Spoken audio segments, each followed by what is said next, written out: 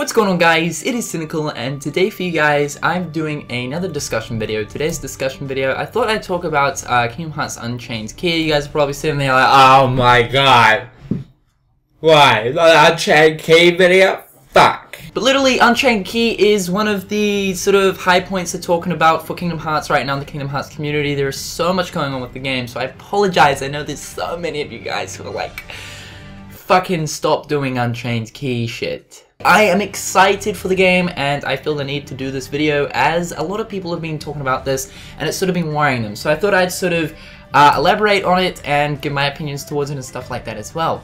So today we're going to be talking about the in-app purchases, or better known as microtransactions, to do with Kingdom Hearts Unchained Key.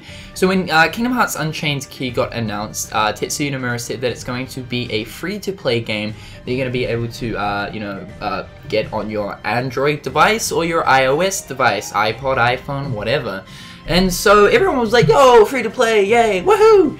But there was another thing mentioned in there, and that is with the use of in-app purchases. Now, a lot of people were sort of like, oh my god, in-app purchases, damn it, they're just going to be like begging at my knees the whole entire, playthrough of the game. They're going to be begging at my knees. They're going to be like, please give us $5, give us $10, give us $5, give us fucking $10. Literally, so many people were, complaining about this, and I understand that, because me personally, I disagree with microtransactions. However, I see the reasoning behind them, so I'm going to explain this. Now, quickly, if you guys don't know, microtransactions are sort of an in-game thing where you can buy certain items. Now, I'd say for 95% of all free-to-play games, so trust me, guys, when I say this, I know what I'm talking about, because me personally, I have my experience with free-to-play games. Throughout the years, I would get bored and I'd be like, okay, I'm just gonna go on the internet, find some random MMORPG that's free to play, Maple Story, Neverwinter, or FPS, Blacklight Retribution, fucking Crossfire, anyway, regardless of which, I used to get bored and I used to download a fuckload of different games, and within those games, they were free to play, but all of them, literally all of them, had pay to sort of win options, or better known as microtransactions. Now, not all free-to-play games have this thing called pay to win. Now, basically what pay to win is basically where people can buy items that are going to be significantly better than any other item that you're going to acquire in-game. So really, to get the best stuff, you're gonna have to spend money, and pay to win is the absolute most toxic thing you can introduce in a free-to-play game, because there's going to be this group of players who are just going to be sinking in hundreds of dollars of, money and stuff like that, just so they can get the best shit, and it's a huge unfair advantage towards the people who disagree with wanting to spend money or put money into the game just to have to buy, better stuff than everyone else, whereas you can't get that sort of, you can't get those sort of items, say, if you were to spend 10 hours playing the game, because at the end of the day, the only way to get some, good item in comparison to everything else is to sink in money. And pay to win is one of the worst things ever. Now, not all free-to-play games have pay to win options if they do have microtransactions, but a majority of them do. Now, what is the reasoning behind in-app purchases, or, obviously microtransactions? What is the purpose of it? Well, obviously the games are free to play. No subscription fee, no initial cost or anything like that. It is straight from the get-go, free to play. Okay, so how do the developers make their money off a free-to-play game, you ask? Through the use of in-app purchases and microtransactions, and that's why pay to win is heavily implemented. So it sort of lures the players in, so they're like, oh, I want that item, and it only costs like $5. I'll purchase that. Oh, I want that one too. And it's sort of that's what developers do, because of the fact that they're not gaining money off people actually getting the game. They lure them in by making these flashy and amazing-looking sort of items, and they draw them in. And people end up buying and spending their money.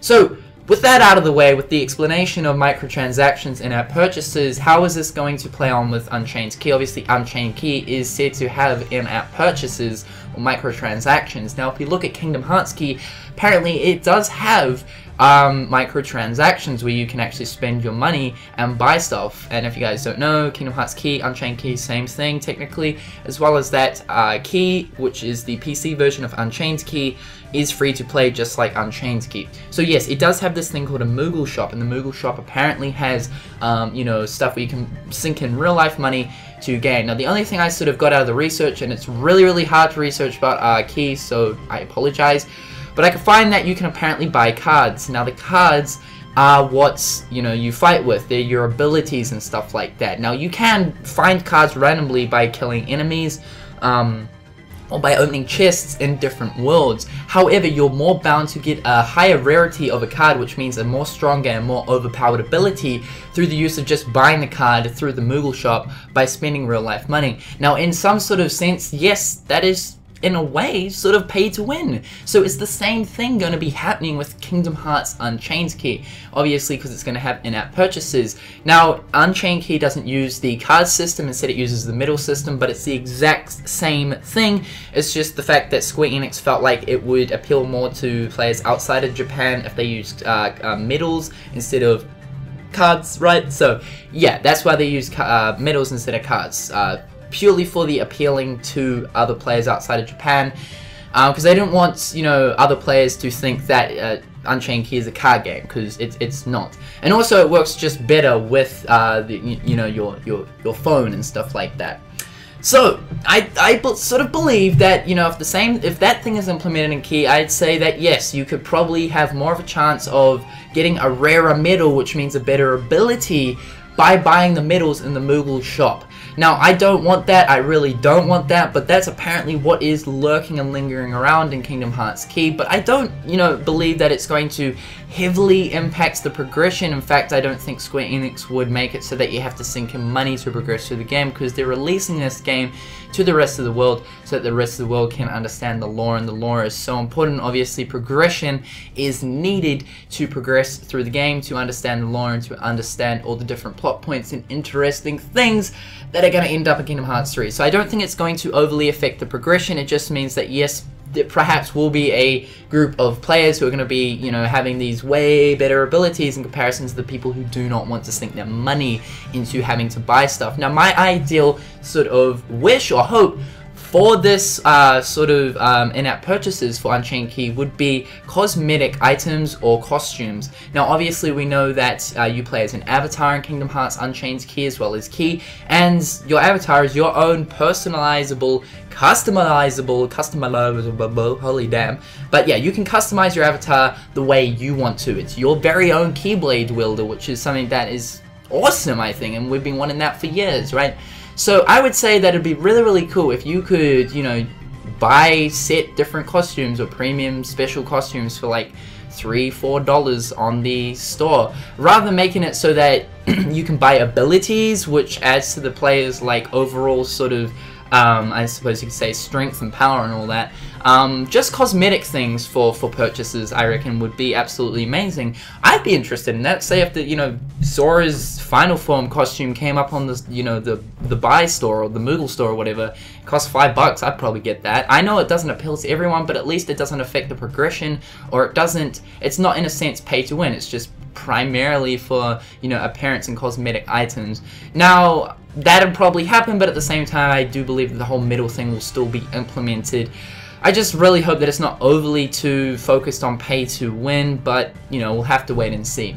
Otherwise guys, what is your hopes for microtransactions or in-app purchases for Unchained Key? Leave your feedback in the comment section below. Do you agree with microtransactions? I mean, really it's the only way Square Enix is going to be making money out of this game due to the fact that it is free to play. So at the end of the day we have to sit there and we have to think, well, the game is free to play, so hey. Anyway guys, I've been Cynnnical. Hopefully you guys have enjoyed today's video. Please like this video if you've enjoyed, and until next time guys, I'll catch you later. Peace.